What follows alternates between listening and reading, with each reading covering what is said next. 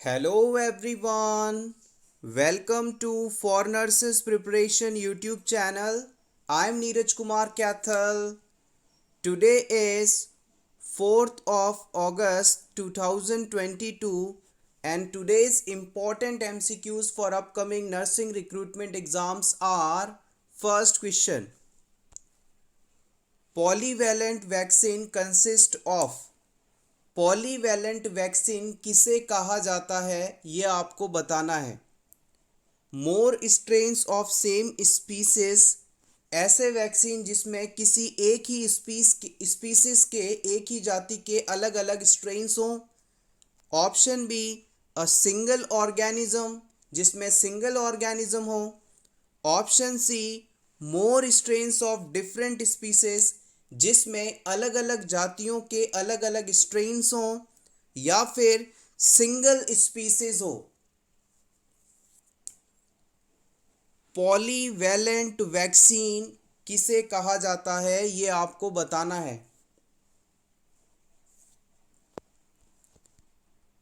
The right answer is option A, more strains of same species. एक ही species, एक ही जाति के अलग अलग स्ट्रेन से बना वैक्सीन पॉलीवैलेंट वैक्सीन है। Polyvalent vaccine means a vaccine produced from cultures of many strains of the same species। एक ही जाति की, एक ही स्पीसीज की अलग अलग स्ट्रेन्स को कल्चर करवा कर जो वैक्सीन तैयार किया जाता है उसे हम पॉलीवैलेंट वैक्सीन कहेंगे। यहाँ पर गौर कीजिएगा, स्पीसीज एक ही रहेगी, स्ट्रेन्स अलग अलग हो सकते हैं। इसे हम एक एग्जाम्पल द्वारा और समझने की कोशिश करते हैं। यहाँ पर हमने पॉलीवैलेंट वैक्सीन का एग्जाम्पल लिया है pneumococcal polyvalent vaccine. Pneumococcal polyvalent vaccine basically Streptococcus pneumoniae नामक बैक्टीरिया के अगेंस्ट तैयार किया जाता है। स्ट्रेप्टोकोकस निमोनी वह बैक्टीरिया है जो कि निमोनिया डिजीज कॉज करता है, और निमोनिया से बचने के लिए जो वैक्सीन हम इस्तेमाल करते हैं उसे न्यूमोकोकल पॉलीवैलेंट वैक्सीन के नाम से जाना जाता है। Pneumococcal polyvalent vaccine contains highly purified capsular antigen of 23 most prevalent और invasive type of streptococcus pneumoniae. जो न्यूमोकोकल पॉलीवैलेंट वैक्सीन है उसमें 23 प्रकार के स्ट्रेन्स होते हैं स्ट्रेप्टोकोकस निमोनी बैक्टीरिया के। स्ट्रेप्टोकोकस निमोनी निमोनिया कॉज करता है और इसके अलग अलग टाइप्स निमोनिया कॉज करने के लिए रिस्पॉन्सिबल माने जाते हैं। उनमें से जो 23 सबसे ज़्यादा निमोनिया कॉजिंग टाइप हैं बैक्टीरिया के, उनके लिए एक ही वैक्सीन तैयार किया गया और इसे हम न्यूमोकोकल पॉलीवैलेंट वैक्सीन के नाम से जानते हैं। होपफुली अब आप इस चीज़ को भूलेंगे नहीं। आप चाहें तो इसका स्क्रीनशॉट ले लें। पॉलीवैलेंट वैक्सीन एक ही स्पीसीज के अलग अलग स्ट्रेन्स को कल्चर करवा कर तैयार किया जाता है। एग्जाम्पल की बात करें तो न्यूमोकोकल पॉलीवैलेंट वैक्सीन, जिसमें स्ट्रेप्टोकोकस निमोनी बैक्टीरिया के 23 हाईली प्यूरिफाइड कैप्सुलर एंटीजन्स होते हैं। Next question, each heart beat of human heart is completed in. Human heart की हर बीट कितने समय में कंप्लीट होती है? 85 सेकेंड्स में, 8.5 सेकेंड्स में, 0.85 सेकेंड्स में, या फिर 5.8 सेकेंड्स में?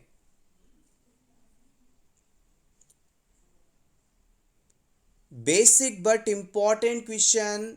इस तरह से ये वैल्यूज़ आपको कंफ्यूज कर सकती हैं, बट कॉन्सेप्ट पर अगर आप टिके हैं, कॉन्सेप्ट आपके मजबूत हैं, तो आप ये क्वेश्चन बिल्कुल भी गलत नहीं करेंगे।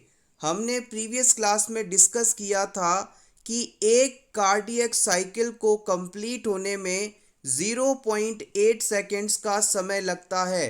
एक कार्डियक साइकिल मतलब एक हार्ट बीट को होने में 1 सेकेंड से भी कम समय लगता है, 0.8 सेकेंड्स लगते हैं। और यहाँ पर ऑप्शन सी में 0.85 वैल्यू दी गई है, जो कि 0.8 सेकेंड के सबसे करीबी है, तो हम इसे सही मानेंगे। Next question, a nurse is caring for a client with continuous bladder irrigation. Which is the most important nursing action?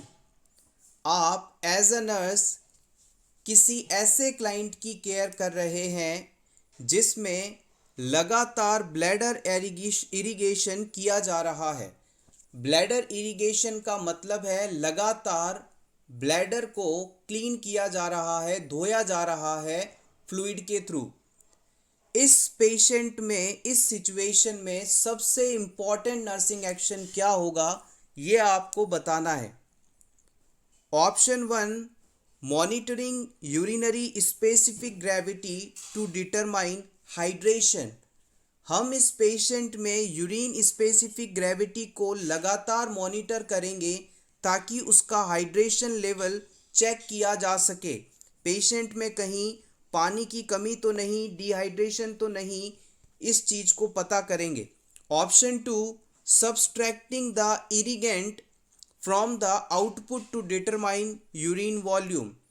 इस पेशेंट में जो टोटल आउटपुट मिला है हमें, उसमें से जो इरिगेंट है उसको माइनस कर देंगे ताकि हमें यूरिन की एग्जैक्ट मात्रा पता चले कि पेशेंट में कितना एक्चुअल यूरिन आउटपुट हुआ है।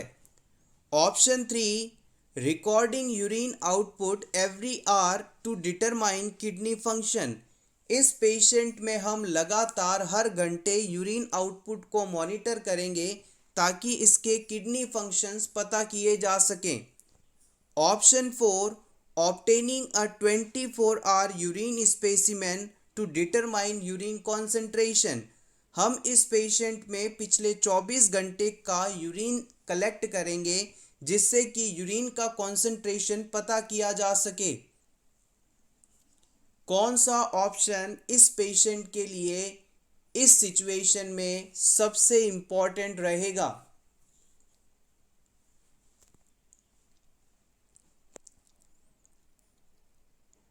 The right answer is option 2.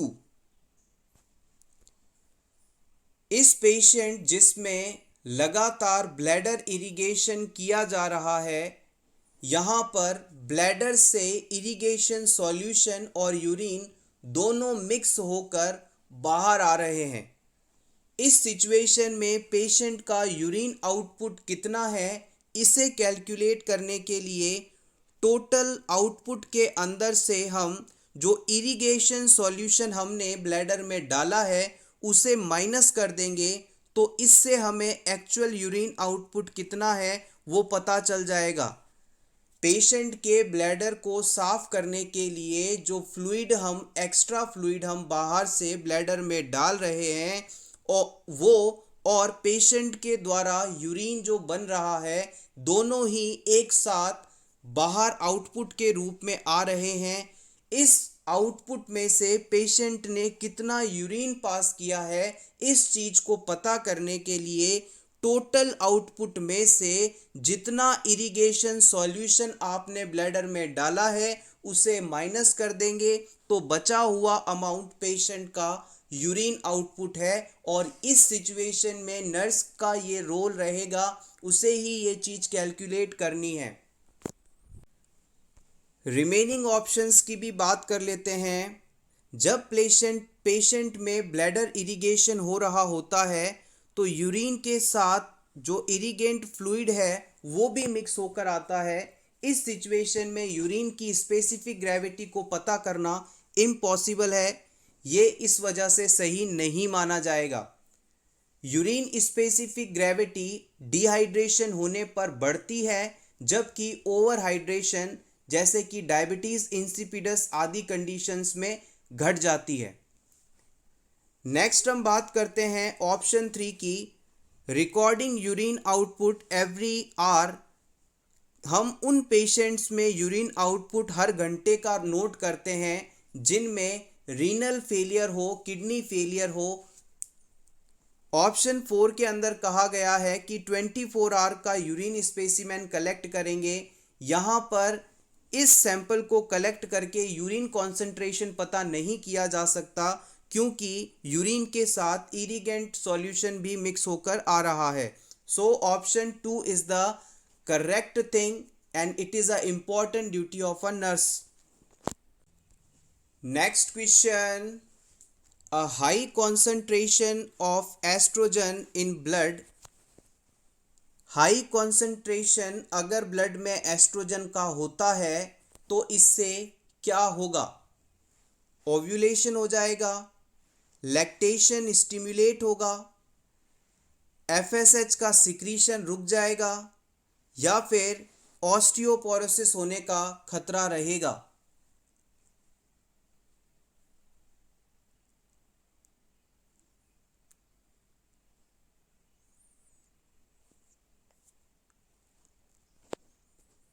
The right answer is option A. It causes ovulation.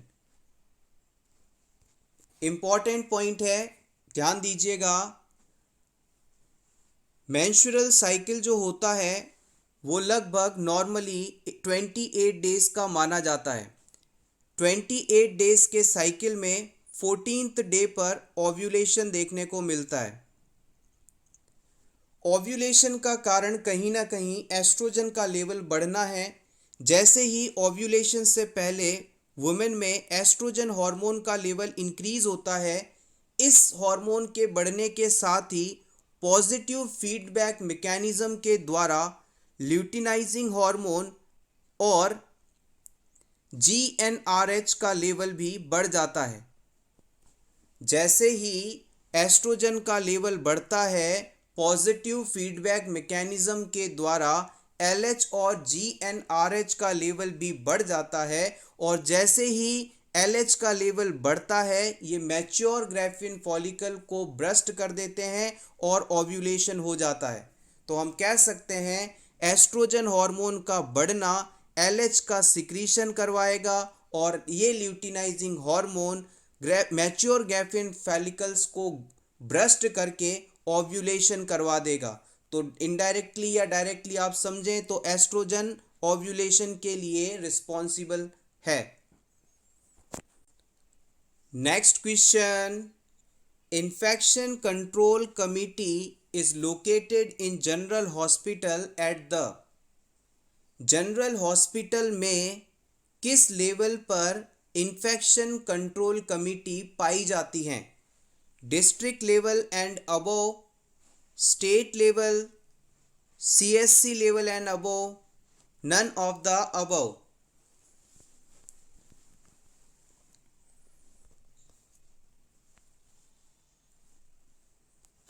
The right answer is option A.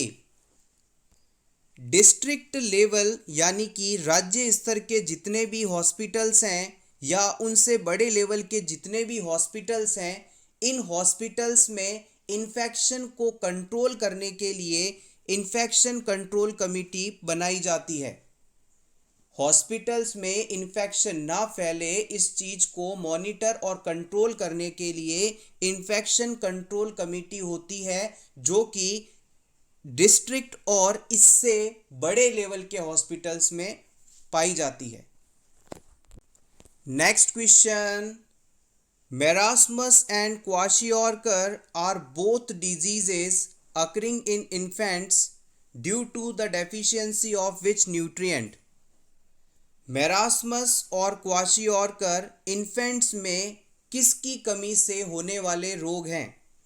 Mineral, water, vitamin, protein and calories.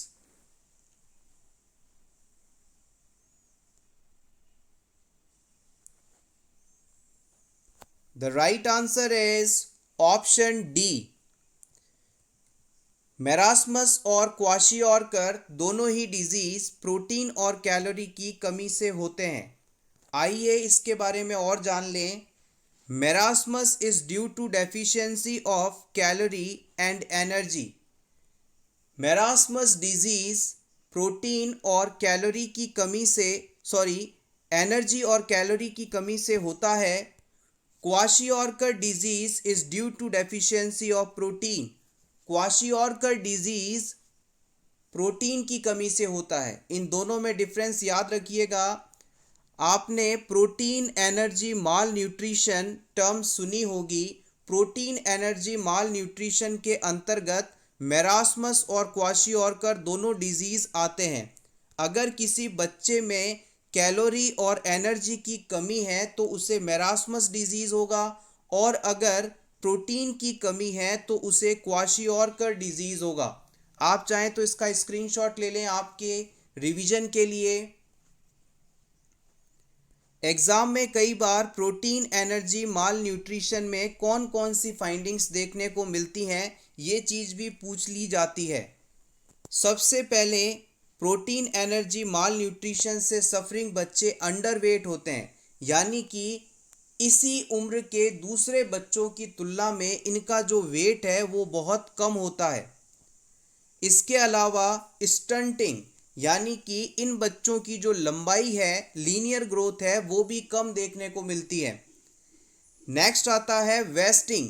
इसे आप एक्यूट वेट लॉस के बाद देखने को मिलती है। इसके अंदर जो मसल्स होते हैं वो बिल्कुल लूज हो जाते हैं, ढीले ढाले हो जाते हैं। इसे हम मसल वेस्टिंग के नाम से जानते हैं। जनरली ये आपको क्वाशियोरकर कंडीशन में देखने को मिलेगा।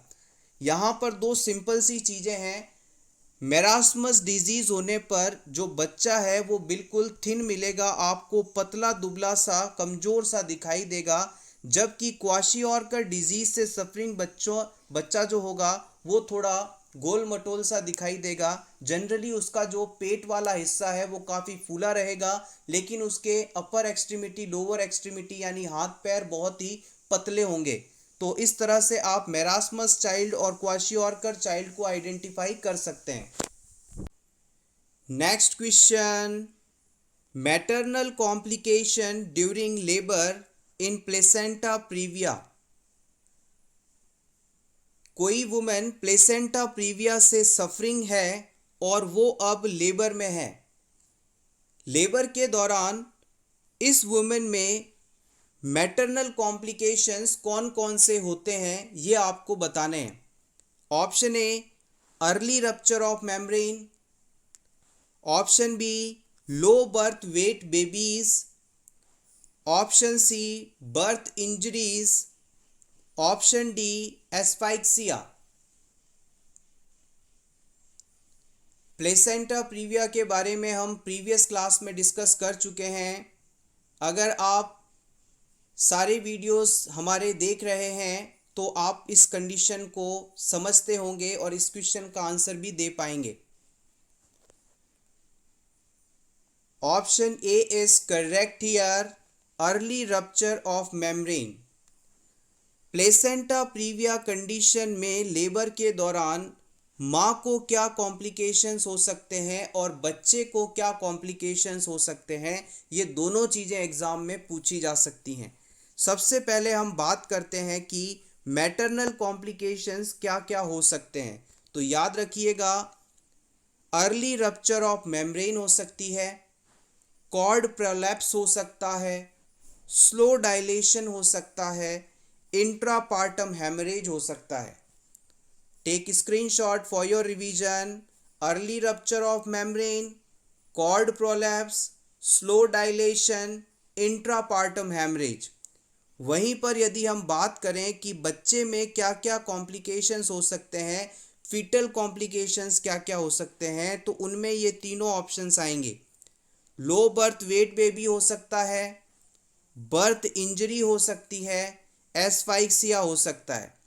प्लेसेंटा प्रीविया की वजह से कॉर्ड जो है कंप्रेस्ड हो जाती है, जिससे बच्चे को प्रॉपर न्यूट्रिशन और ऑक्सीजन नहीं मिल पाती। इसकी वजह से बच्चा लो बर्थ वेट बेबी हो सकता है, बर्थ इंजरी हो सकती है, एस्पाइक्सिया हो सकता है। Next question, A client seen in family planning clinic tells the nurse that she has a painful lesion on the perineum. The nurse is aware that the most likely source of lesion is. आप as a nurse किसी family planning clinic पर duty कर रहे हैं, वहाँ पर एक women आती है, वो आपसे बताती है कि इसके पेरिनियम एरिया पर पेनफुल लीजन मौजूद है, यानी ऐसा कोई लीजन है, ऐसा कोई घाव है जिसमें दर्द होता है। तो इस सिचुएशन में आपको ये बताना है कि उसे कौन सा लीजन हो सकता है।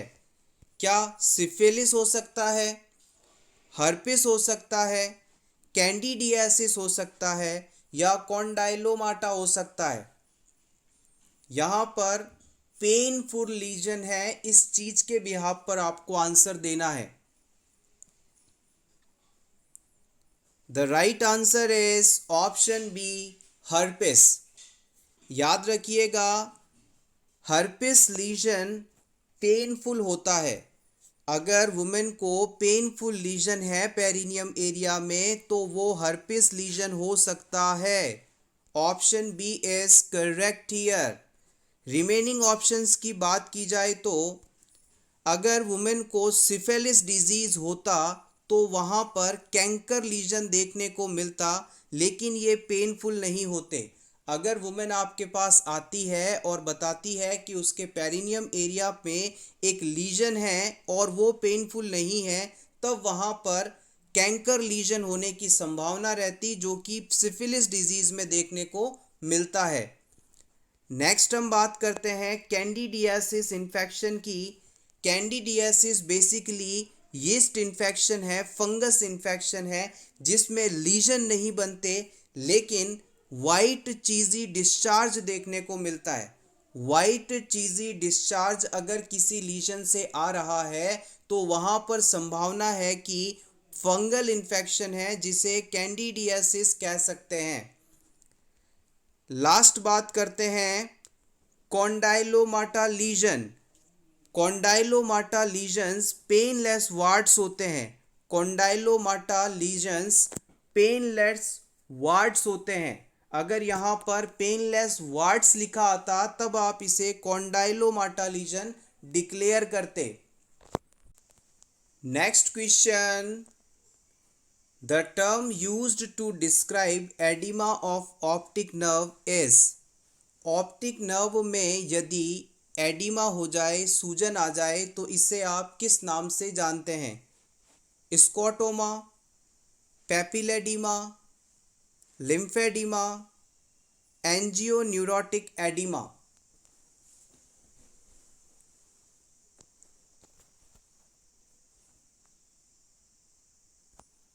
The right answer is option B. Optic nerve second cranial nerve है, जो कि हमारी आईज से इमेज को ब्रेन तक पहुंचाने का काम करती है।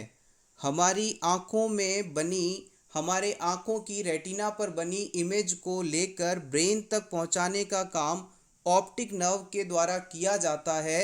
और अगर किसी पर्सन के ब्रेन में ट्यूमर हो जाए तो इस ट्यूमर के बड़े हुए साइज के कारण लगातार इस नर्व के ऊपर दबाव पड़ता है और दबाव पड़ने की वजह से इसमें एडिमा हो जाती है, सूजन आ जाती है, और ये कंडीशन पेपिलेडिमा के नाम से जानी जाती है। नेक्स्ट टर्म की बात की जाए तो स्कोटोमा। अगर किसी क्लाइंट के विजुअल फील्ड में पूरे विजन एरिया के अंदर कहीं पर आइसलैंड लाइक स्पेस हो, डार्क एरिया हो, तो ये कंडीशन स्कोटोमा कहलाती है। विजुअल फील्ड में आइसलैंड लाइक ब्लाइंड स्पॉट हो, जहाँ पर वो कुछ देख नहीं पाता हो, तो इसे आप स्कोटोमा कहेंगे। नेक्स्ट बात करते हैं लिम्फ एडिमा। लिम्फ के कारण आने वाली एडिमा या इन्फ्लामेशन। अगर हमारा जो लिम्फ फ्लूइड है वो किसी कारणवश टिश्यू स्पेसेस में चला जाए, इंटरस्टिशियल स्पेस में चला जाए, जिसके कारण वहाँ पर एडिमा हो, तो ये कंडीशन लिम्फेडिमा कहलाती है। ऑप्शन 4 के अंदर टर्म दी गई थी एंजियोन्यूरोटिक एडिमा, इसे भी जान लेते हैं। It is relatively common presentation in emergency department. ज़्यादातर एंजियोन्यूरोटिक एडिमा के केस एमरजेंसी में ही हॉस्पिटल पहुंचते हैं। It presents as unpredictable frequent oedematous episodes of cutaneous and mucosal tissue. अगर एंजियोन्यूरोटिक एडिमा, इस सिचुएशन में पेशेंट में अचानक क्यूटेनियस और म्यूकोसल टिश्यूज़ में एडिमा आ जाती है। ये पेशेंट में कभी भी अचानक हो जाता है, जिसका कोई कॉज एग्जैक्टली नहीं पता। इस एडिमा के कारण लिप्स, आइज, ओरल कैविटी, लैरिंग्स और गैस्ट्रेशनल सिस्टम, गैस्ट्रोइंटेस्टाइनल सिस्टम सबसे ज़्यादा प्रभावित होते हैं। और अगर पेशेंट के लैरिंग्स एरिया के अंदर ये एडिमा अचानक आती है, तो इससे इसका रेस्पिरेशन प्रभावित हो सकता है और पेशेंट को तुरंत हॉस्पिटल पहुंचना होता है। तो एंजियोन्यूरोटिक एडिमा बेसिकली सब क्यूटेनियस और म्यूकोजल टिश्यू की इन्फ्लेमेशन है, जो कि काफ़ी ज़्यादा डेंजरस हो सकती है। आप चाहें तो इसका स्क्रीनशॉट ले लें आपके रिवीजन के लिए। Next question, isometric exercise means. Isometric exercise क्या है, ये आपको बताना है। Option A, muscle length do not change, इसमें मसल्स की लंबाई नहीं बदलती है। Option B, muscle length changes, muscle length change होती है। Option C, muscle tension rises and remain the same, muscle में टेंशन बढ़ती है और सेम बनी रहती है। Option D, muscle length shorten, muscles की लेंथ जो है छोटी हो जाती है। आइसोमेट्रिक एक्सरसाइज परफॉर्म करते समय क्या होता है, ये आपको बताना है।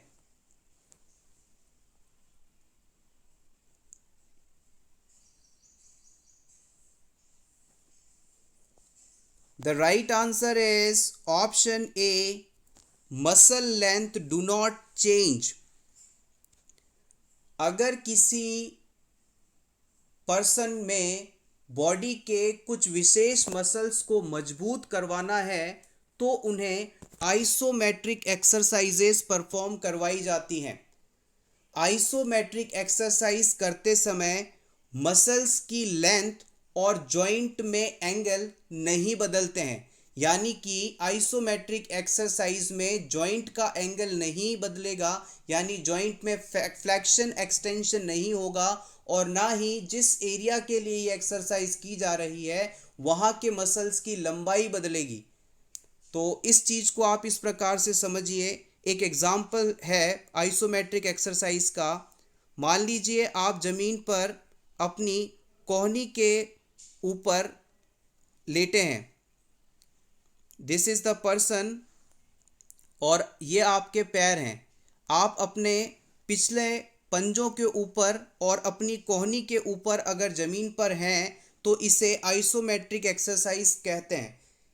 आप अपने पूरी शरीर का वजन अपनी फोल्डेड एल्बो, मुड़ी हुई कोहनी और पैर के जो ये पंजे होते हैं, इन पर लेकर अगर खड़े रहते हैं, तो ये आइसोमेट्रिक एक्सरसाइज का एग्जाम्पल है। इसमें ना तो जॉइंट में कहीं पर भी एंगल बदल रहा है और ना ही किसी बॉडी एरिया के मसल्स की लंबाई चेंज हो रही है। This is the example of isometric exercise. Next question, involuntarily loss of urine preceded by strong desire to void। किसी पेशेंट को यूरिन पास करने की इच्छा है, लेकिन उसे प्राइवेसी ना मिलने के कारण वो उसे रोक कर रखा है, कंट्रोल करके रखता है, लेकिन प्रेशर बढ़ने के कारण अचानक उसमें यूरिन लॉस हो जाता है, तो ये कंडीशन क्या कहलाएगी? Stress incontinence, urge incontinence, overflow incontinence या फिर फंक्शनल इनकॉन्टिनेंस?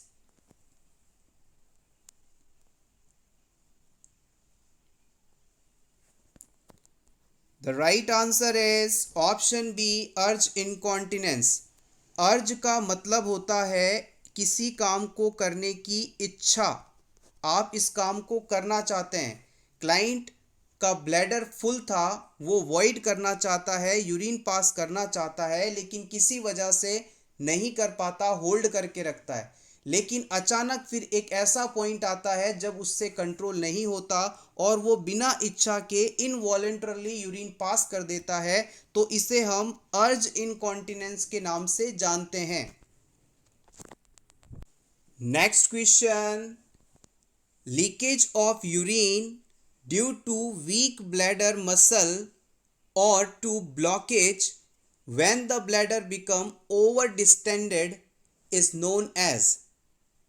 अगर ब्लैडर पूरी तरह से भर जाए और पर्सन को यूरिन पास करने की प्राइवेसी नहीं मिल रही है, लेकिन इसी दौरान थोड़ा सा यूरिन अगर पर्सन लीक कर दे, थोड़ा सा यूरिन पास कर दे, तो ये क्या कहलाएगा? Stress incontinence, urge incontinence, overflow incontinence या फिर फंक्शनल इनकॉन्टिनेंस?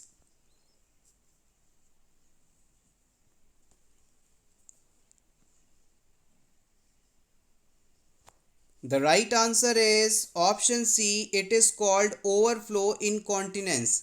हमने पिछले क्वेश्चन में अर्ज इनकॉन्टिनेंस को डिस्कस किया था। अर्ज इनकॉन्टिनेंस में ब्लैडर फुल था, अचानक पेशेंट ने पूरा ब्लैडर एम्प्टी कर दिया, दिस इज कॉल्ड अर्ज इनकॉन्टिनेंस। लेकिन यहाँ पर पेशेंट के ब्लैडर मसल्स जो हैं वो कमज़ोर हो गए हैं, जिसकी वजह से पेशेंट का ब्लैडर फुल था और उसमें से थोड़ा सा यूरिन पास हो गया, ड्रिबलिंग ऑफ यूरिन कह सकते हैं आप इसे हुई, तो इसे आप ओवरफ्लो इनकॉन्टिनेंस का नाम देंगे। ब्लैडर का पूरा भरने के बाद थोड़ा बहुत यूरिन पास होना ओवरफ्लो इनकॉन्टिनेंस कहलाएगा। Next question, a pathology report states that a client's urinary calculus is composed of uric acid. Which should the nurse instruct the client to avoid? किसी पेशेंट को यूरिनरी ट्रैक्ट में, kidney में पथरी होती है, calculus बनता है, स्टोन बनता है, और डायग्नोसिस करवाने पर पता चलता है कि ये स्टोन यूरिक एसिड के कारण बना है, पेशेंट को यूरिक एसिड स्टोन है, तो आप कौन सा फूड सब्सटेंस अवॉइड करने के लिए कहेंगे? Milk, liver, cheese, vegetable?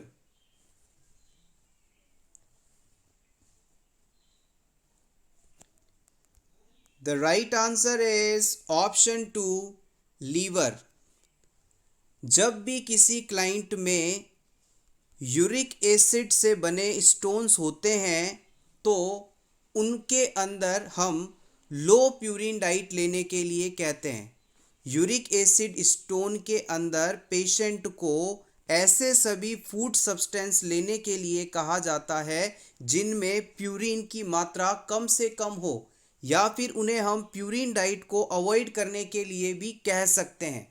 यहाँ पर लीवर जो ऑप्शन में बताया गया है ये ऑर्गन मीट है और ऑर्गन मीट में प्यूरिन पाया जाता है। अगर पेशेंट ऑर्गन मीट का इस्तेमाल करता है तो उसे प्यूरिन मिलेगा और प्यूरिन फाइनली यूरिक एसिड में कन्वर्ट होगा और पेशेंट में स्टोन वापस होने की संभावना रहेगी। इस वजह से हम उसे ऑर्गन मीट नहीं खाने के लिए एडवाइस करेंगे। अगर इस पेशेंट को कैल्शियम स्टोन होते, कैल्शियम से बने स्टोन्स होते, तो हम मिल्क अवॉइड करने के लिए कहते। So option 1 was incorrect. अगर पेशेंट में सिस्टीन वाले स्टोन होते, अगर पेशेंट को सिस्टीन से बने स्टोन्स होते तो वहाँ पर चीज़ अवॉइड करने के लिए कहा जाता। वेजिटेबल्स के अंदर स्टोन फॉर्मिंग के लिए कोई विशेष सब्सटेंस नहीं होता, इसलिए हम वेजिटेबल्स खाने के लिए पेशेंट को फ्री रखते हैं।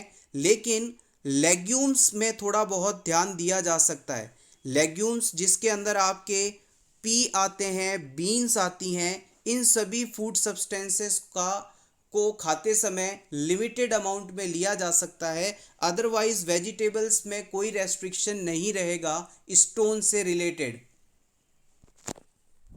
Next question, a newly admitted patient is mute and immobile. The patient will hold her limbs in whatever position is imposed. This symptom would document as।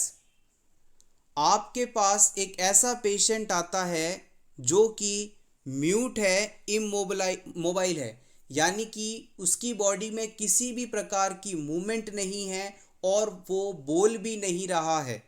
आप इस पेशेंट के हाथ पैरों को जिस पोजीशन में करते हैं, रखते हैं, पेशेंट उसी पोजीशन में उन्हें रखता है बिना हिले डुलाए लंबे समय तक। तो इस कंडीशन को आप डॉक्यूमेंट किस टर्म द्वारा करेंगे? Waxy flexibility, ambivalence, negativism, echopraxia.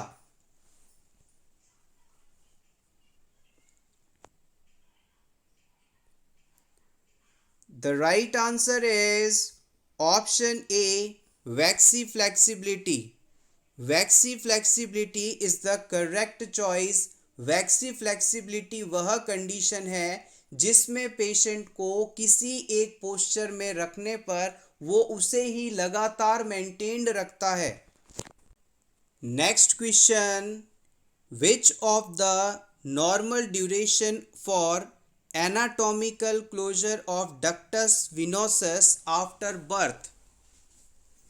जन्म के बाद डक्टस विनोसस की एनाटॉमिकल क्लोजर कब होता है? Just after birth, 1 week after birth, 1 month after birth, 1 year after birth.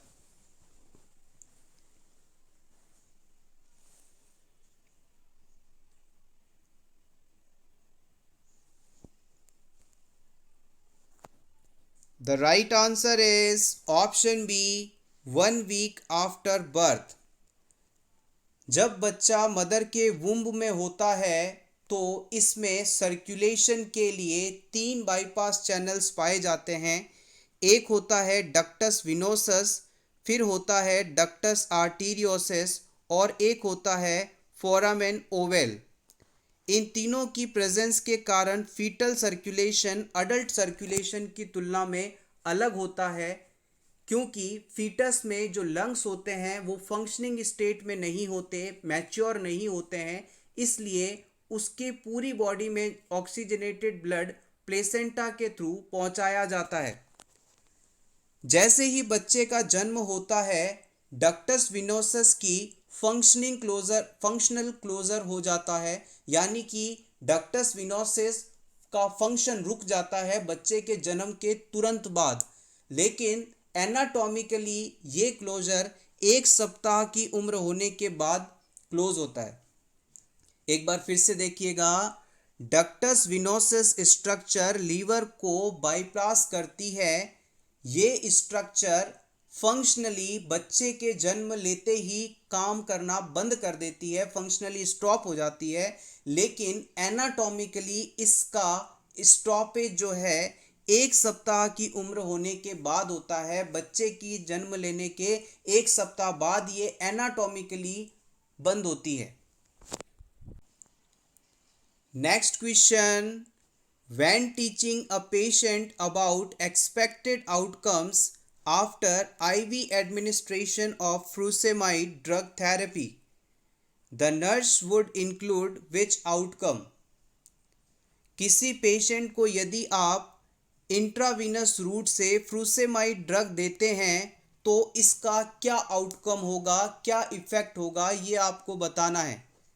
आपके ऑप्शंस हैं increase blood pressure, increase urine output, decrease pain, decrease appetite।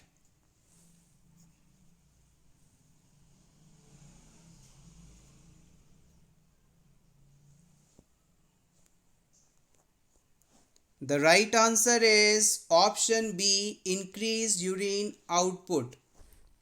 Hospital में ड्यूटी के दौरान आपने लेसिक्स इंजेक्शन का नाम सुना होगा।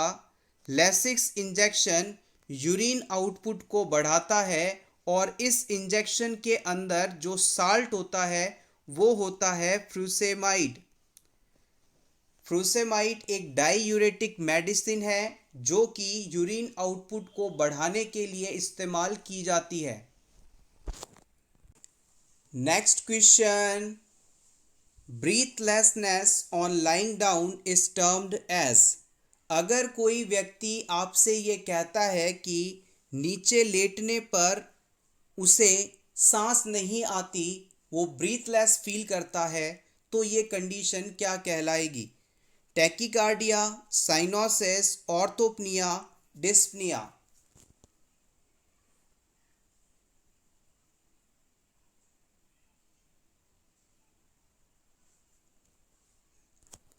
The right answer is option C.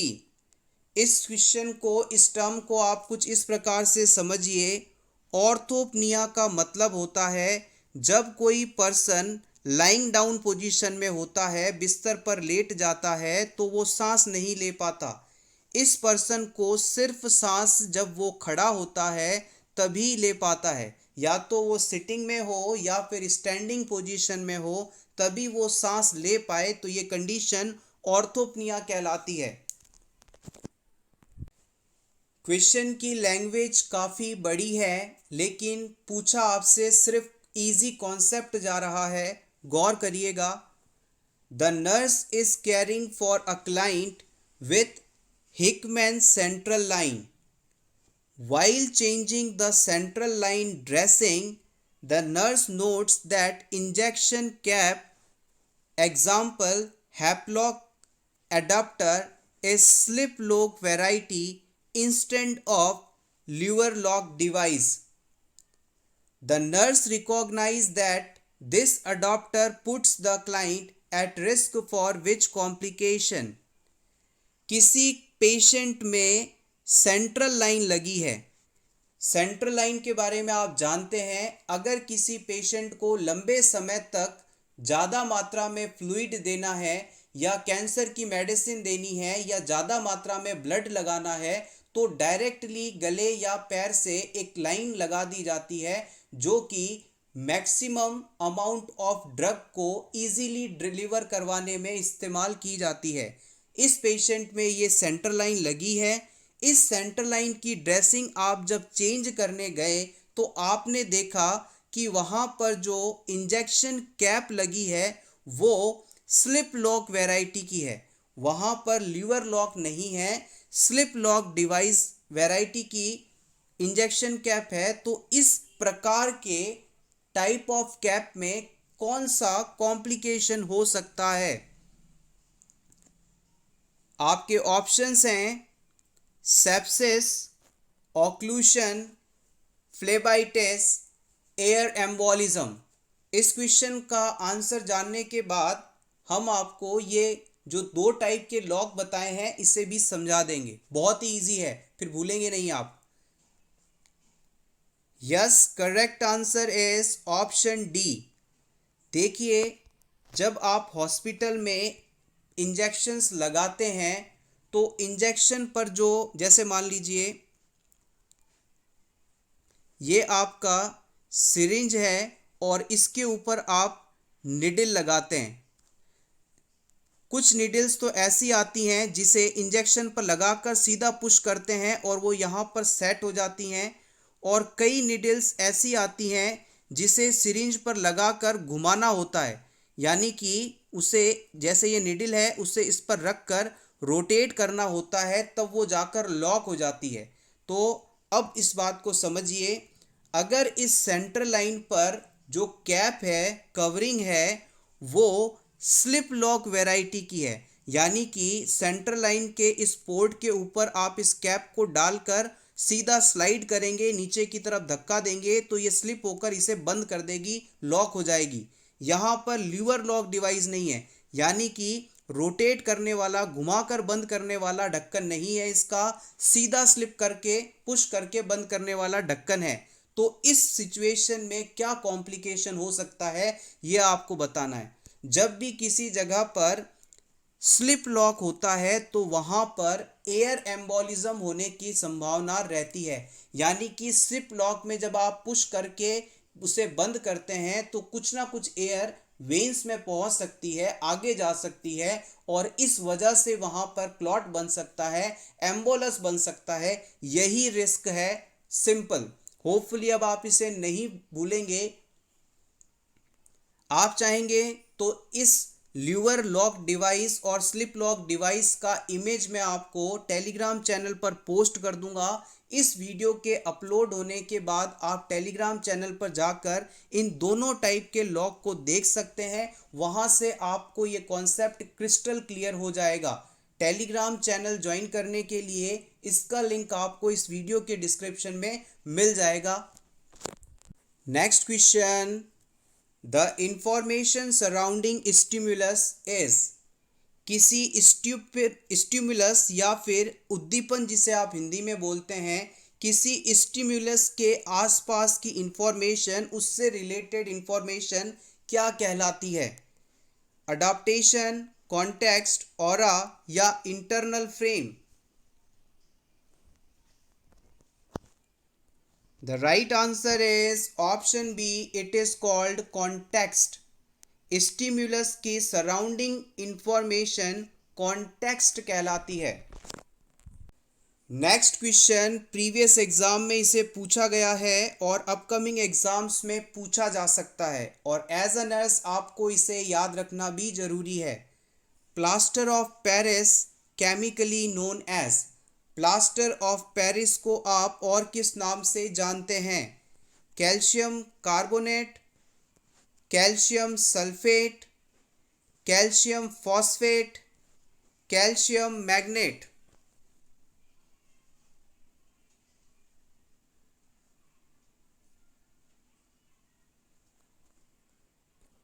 The right answer is option B, calcium sulphate. Plaster of Paris को हम कैल्शियम सल्फेट के नाम से जानते हैं। Option B is correct here. Thank you so much everyone for watching this complete video. Best of luck.